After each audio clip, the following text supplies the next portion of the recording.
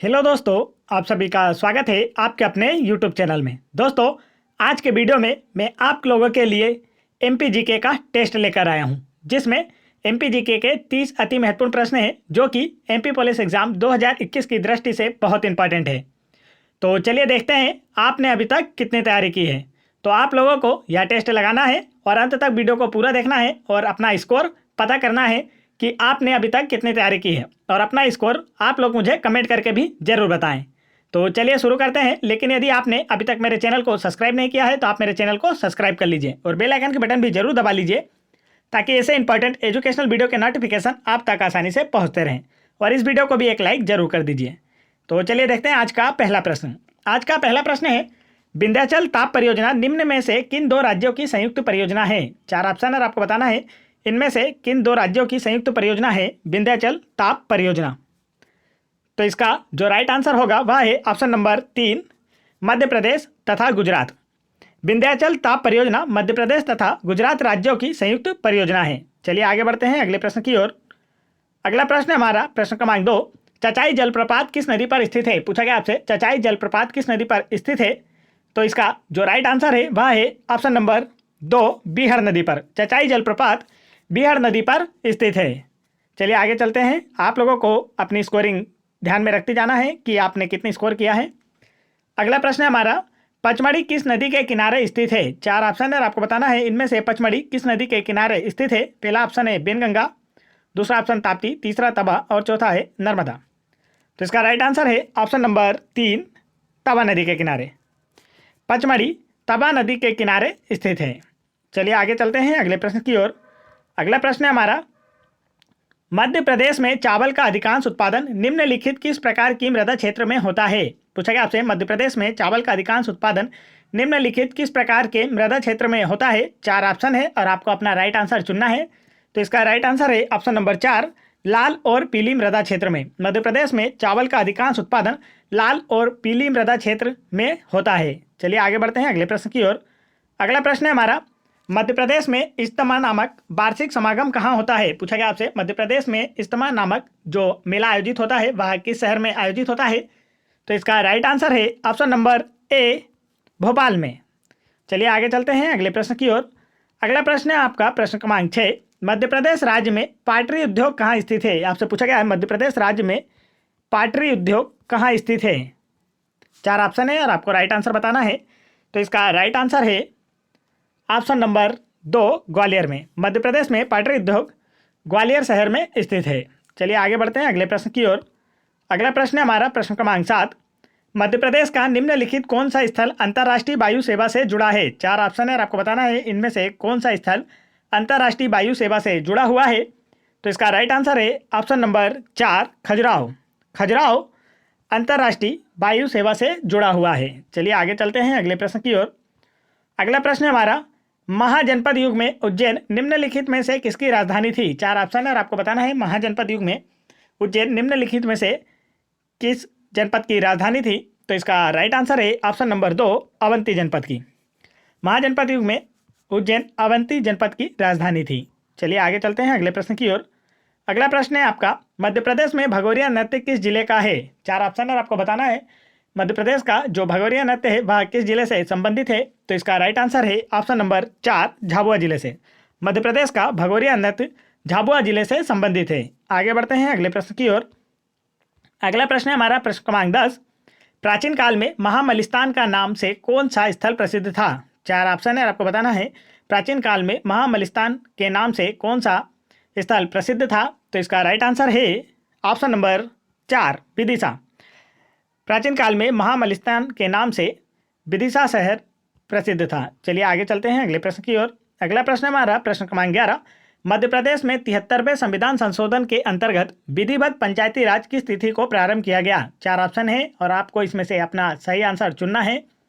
और प्रश्न है, मध्य प्रदेश में 73वें संविधान संशोधन के अंतर्गत विधिवत पंचायती राज की तिथि को प्रारंभ हुआ। तो इसका राइट आंसर है ऑप्शन नंबर 4, 20 अगस्त 1994 को मध्य प्रदेश राज्य में 73वें संविधान संशोधन के अंतर्गत विधिवत पंचायती राज की शुरुआत हुई थी। आगे बढ़ते हैं अगले प्रश्न की ओर। अगला प्रश्न है हमारा प्रश्न क्रमांक 12, लक्ष्मीबाई की समाधि मध्य प्रदेश के किस स्थान पर है? चार ऑप्शन है आपको बताना है इनमें से किस स्थान पर लक्ष्मीबाई की समाधि है? तो इसका राइट आंसर है ऑप्शन नंबर ए, ग्वालियर में। लक्ष्मीबाई झांसी की रानी का समाधि स्थल है मध्य प्रदेश के ग्वालियर में। चलिए आगे बढ़ते हैं अगले प्रश्न की ओर। अगला प्रश्न है हमारा प्रश्न क्रमांक 13। निम्नलिखित में से कौन सी एक मध्य प्रदेश में नकदी फसल है? 4 ऑप्शन है, आपको बताना है इनमें से कौन सी फसल मध्य प्रदेश की एक नकदी फसल है। तो इसका जो राइट आंसर है वह है ऑप्शन नंबर 2, मूंगफली। मूंगफली मध्य प्रदेश की एक नकदी फसलों में से है। चलिए आगे चलते हैं अगले प्रश्न की ओर। अगला प्रश्न है हमारा प्रश्न क्रमांक 14। रायसेन जिले में निम्नलिखित में से किस नहर से सिंचाई की जाती है? 4 ऑप्शन है और आपको बताना है रायसेन जिले में निम्नलिखित किस नहर से सिंचाई की जाती है। तो इसका राइट आंसर है ऑप्शन नंबर 2, बारना सिंचाई नहरों से। रायसेन जिले में बारना सिंचाई नहरों से सिंचाई की जाती है। चलिए आगे चलते हैं अगले प्रश्न की ओर। अगला प्रश्न हमारा प्रश्न क्रमांक 15। अकबर महान की दरबार की प्रसिद्ध संगीतज्ञ तानसेन का मकबरा कहाँ स्थित है? आपसे पूछा गया है तानसेन का मकबरा कहाँ स्थित है। तो इसका जो राइट आंसर है वह है ऑप्शन नंबर 4, ग्वालियर में। अकबर महान के दरबार के जो प्रसिद्ध संगीतज्ञ थे तानसेन, उनका मकबरा ग्वालियर में है। चलिए आगे चलते हैं अगले प्रश्न की ओर। अगला प्रश्न है हमारा प्रश्न क्रमांक 16। कर्क रेखा को जमीन पर कहाँ के वैज्ञानिकों ने उकेरा? आपसे पूछा गया है कर्क रेखा को जमीन पर कहाँ के वैज्ञानिकों ने उकेरा। तो 4 ऑप्शन है और आपको बताना है इस अपना राइट आंसर। तो इसका राइट आंसर है ऑप्शन नंबर 4, मध्य प्रदेश। कर्क रेखा को जमीन पर मध्य प्रदेश राज्य के वैज्ञानिकों ने उकेरा है। आगे चलते हैं अगले प्रश्न की ओर। अगला प्रश्न है हमारा प्रश्न क्रमांक 17। मध्य प्रदेश में शीत ऋतु को क्या कहा जाता है? पूछा गया आपसे मध्य प्रदेश में शीत ऋतु को क्या कहा जाता है। 4 ऑप्शन है और आपको अपना राइट आंसर चुनना है। तो इसका राइट आंसर है ऑप्शन नंबर ए, सियाला। मध्य प्रदेश में शीत ऋतुओं को सियाला कहा जाता है। आगे बढ़ते हैं अगले प्रश्न की ओर। अगला प्रश्न है हमारा प्रश्न क्रमांक 18। निम्नलिखित में से कौन सा पुरस्कार मध्य प्रदेश की सरकार के द्वारा दिया जाता है? 4 ऑप्शन है और आपको बताना है इनमें से कौन सा आपका आंसर सही है। तो इसका राइट आंसर है ऑप्शन नंबर 4, उपयुक्त सभी। कालिदास सम्मान, तानसेन सम्मान और तुलसी सम्मान, ये तीनों ही पुरस्कार मध्य प्रदेश की सरकार के द्वारा दिए जाते हैं। चलिए आगे बढ़ते हैं अगले प्रश्न की ओर। अगला प्रश्न हमारा प्रश्न क्रमांक 19। मध्य प्रदेश में प्रमुख कपास उत्पादन वाला क्षेत्र कौन सा है? आपसे पूछा गया है 4 ऑप्शन देकर कि इनमें से कौन सा क्षेत्र मध्य प्रदेश में कपास उत्पादन वाला प्रमुख क्षेत्र है। तो इसका राइट आंसर है ऑप्शन नंबर बी, पश्चिमी मध्य प्रदेश। मध्य प्रदेश में पश्चिमी मध्य प्रदेश कपास उत्पादन में प्रमुख क्षेत्र है। चलिए आगे बढ़ते हैं। और कपास उत्पादन में मध्य प्रदेश का देश में चौथा स्थान है, इसे भी आपको याद रखना है। अगला प्रश्न हमारा प्रश्न क्रमांक 20। मध्य प्रदेश विधानसभा का अधिवेशन कौन बुलाता है? पूछा गया आपसे मध्य प्रदेश विधानसभा का अधिवेशन कौन बुलाता है। 4 ऑप्शन है और इसका राइट आंसर आपको बताना है। तो वह है ऑप्शन नंबर 2, राज्यपाल। किसी भी राज्य की विधानसभा का जो प्रथम अधिवेशन होता है वह वहाँ का राज्यपाल बुलाता है। तो मध्य प्रदेश विधानसभा का अधिवेशन राज्यपाल के द्वारा बुलाया जाता है। चलिए आगे बढ़ते हैं। दोस्तों, यदि आप लोगों को वीडियो पसंद आ रहा हो तो वीडियो को एक लाइक जरूर करें और मेरे चैनल को भी जरूर सब्सक्राइब कर लें। और यदि आप लोगों को MP police exam 2016, 2017, MP police sub inspector exam 2016, 2017, NTPC exam 2016, 2017, 2021, SSC GD constable परीक्षा 2019 एवं अन्य सभी डिफेंस एग्जाम्स के प्रीवियस ईयर्स पेपरों के जीके, जीएस और साइंस के क्वेश्चंस की वीडियो देखना है तो आप मेरे चैनल की प्लेलिस्ट में आकर वहां से देख सकते हैं। और आप इन सभी वीडियोस की पीडीएफ फाइल मेरा टेलीग्राम चैनल ज्वाइन करके वहां से फ्री में डाउनलोड कर सकते हैं। तो चलिए आगे बढ़ते हैं अगले प्रश्न की ओर। अगला प्रश्न है हमारा प्रश्न क्रमांक 21। मध्य प्रदेश में जनजाति विकास प्रखंडों की संख्या कितनी है? आपसे पूछा गया है मध्य प्रदेश में जनजाति विकास प्रखंडों की संख्या कितनी है। तो इसका राइट आंसर है ऑप्शन नंबर 4, 89। मध्य प्रदेश में जनजाति विकास प्रखंडों या विकास खंडों की संख्या है 89। चलिए आगे चलते हैं अगले प्रश्न की ओर। अगला प्रश्न है हमारा प्रश्न क्रमांक 22। मध्य प्रदेश राज्य में मवेशियों के लिए चारा बनाने का संयंत्र कहाँ स्थापित किया गया है? 4 ऑप्शन है और आपको बताना है मध्य प्रदेश राज्य में मवेशियों के लिए चारा बनाने का जो संयंत्र है वह कहाँ स्थापित किया गया है। 4 शहरों के नाम आपको दिए गए हैं और इसका जो राइट आंसर है वह है ऑप्शन नंबर 2, धार जिले में। मध्य प्रदेश राज्य में मवेशियों के लिए चारा बनाने का संयंत्र धार जिले में स्थापित किया गया है। आगे बढ़ते हैं अगले प्रश्न की ओर।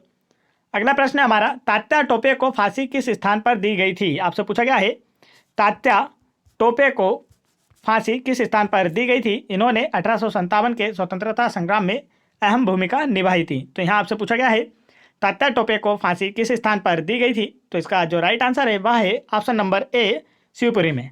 तात्या टोपे को शिवपुरी में फांसी दी गई थी। चलिए आगे चलते हैं अगले प्रश्न की ओर। अगला प्रश्न है हमारा, मध्य प्रदेश की प्रथम महिला राज्यपाल कौन थी? 4 ऑप्शन है, आपको बताना है इनमें से मध्य प्रदेश की प्रथम महिला राज्यपाल कौन थी। तो इसका जो राइट आंसर है वह है ऑप्शन नंबर ए, सुश्री सरला ग्रेवाल। सुश्री सरला ग्रेवाल मध्य प्रदेश की प्रथम महिला राज्यपाल थी। आगे चलते हैं अगले प्रश्न की ओर। अगला प्रश्न है हमारा प्रश्न क्रमांक 25, हलाली नहर किस नदी से निकाली गई है? आपसे पूछा गया है जो हलाली नहर है वह किस नदी से निकाली गई है। तो 4 ऑप्शन है और इसका जो राइट आंसर होगा वह है ऑप्शन नंबर ए, बेतवा नदी से। हलाली नहर बेतवा नदी से निकाली गई है। तो चलिए आगे बढ़ते हैं अगले प्रश्न की ओर। अगला प्रश्न हमारा प्रश्न क्रमांक 26, निम्नलिखित में से कौन सा शहर भारतीय मानक समय IST का निकटतम है? आपसे पूछा गया है 4 ऑप्शन देकर इनमें से कौन सा शहर भारतीय मानक समय IST का निकटतम है। तो इसका जो राइट आंसर है वह है ऑप्शन नंबर ए, रीवा। चलिए आगे बढ़ते हैं अगले प्रश्न की ओर। अगला प्रश्न हमारा प्रश्न क्रमांक 27, निम्न में से किस नदी को मध्य प्रदेश की गंगा कहा जाता है? 4 ऑप्शन और आपको बताना है इनमें से किस नदी को मध्य प्रदेश की गंगा भी कहा जाता है। तो इसका राइट आंसर है ऑप्शन नंबर बी, बेतवा नदी को। मध्य प्रदेश की बेतवा नदी को मध्य प्रदेश की गंगा कहा जाता है। आगे चलते हैं अगले प्रश्न की ओर। अगला प्रश्न हमारा प्रश्न क्रमांक 28, भारतीय वन प्रबंधन संस्थान निम्नलिखित में से कहाँ पर स्थित है? पूछा गया आपसे भारतीय वन प्रबंधन संस्थान निम्नलिखित में से कहाँ पर स्थित है।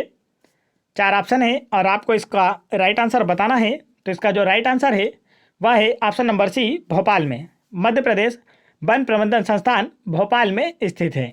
आगे चलते हैं अगले प्रश्न की ओर। अगला प्रश्न हमारा, प्रदेश का पहला राष्ट्रीय उद्यान कानाकिसली राष्ट्रीय उद्यान जो कि मंडला जिले में है कब बना? पूछा गया आपसे प्रदेश का पहला राष्ट्रीय उद्यान कानाकिसली राष्ट्रीय उद्यान जो कि मंडला जिले में है कब बना था। तो इसका राइट आंसर है ऑप्शन नंबर डी, 1955 में। कानाकिसली राष्ट्रीय उद्यान 1955 में बना था और यह प्रदेश का पहला राष्ट्रीय उद्यान है। आगे चलते हैं अगला प्रश्न है हमारा प्रश्न क्रमांक 30, मध्य प्रदेश का सबसे बड़ा चीनी कारखाना बरलाई में है या किस जिले में है? आपसे पूछा गया है जो मध्य प्रदेश का सबसे बड़ा चीनी कारखाना है वह बरलाई में है, तो यह किस जिले में आता है आपको यह बताना है। तो इसका जो राइट आंसर है वह है ऑप्शन नंबर बी, सीहोर जिले में। मध्य प्रदेश का सबसे बड़ा चीनी कारखाना बरलाई सीहोर जिले में आता है। आगे बढ़ते हैं दोस्तों आप लोगों के लिए मैंने एक क्यूज़ भी रखी है जिसका आंसर आप लोगों को मुझे कमेंट करके बताना है। तो क्यूज़ है, सिद्ध बाबा पहाड़ी निम्न पठारों में से किस में स्थित है? आपसे पूछा गया है सिद्ध बाबा पहाड़ी निम्न पठारों में से किस में स्थित है। 4 ऑप्शन है और आपको इसका जो राइट आंसर है वह मुझे कमेंट कर बताना है और आप लोगों को आपका कितना स्कोर गया है यह भी मुझे कमेंट करके बताना है। तो ऐसा ही टेस्ट आप लोगों के लिए आगे भी आते रहेंगे, तो वह टेस्ट देने के लिए मेरे चैनल को जरूर सब्सक्राइब कर लें और जिससे आपको पता चलेगा कि आप कितनी तैयारी कर रहे हैं। और दोस्तों वीडियो पसंद आया हो तो वीडियो को एक लाइक जरूर करें और मेरे चैनल को भी जरूर सब्सक्राइब कर लें। जय हिंद दोस्तों।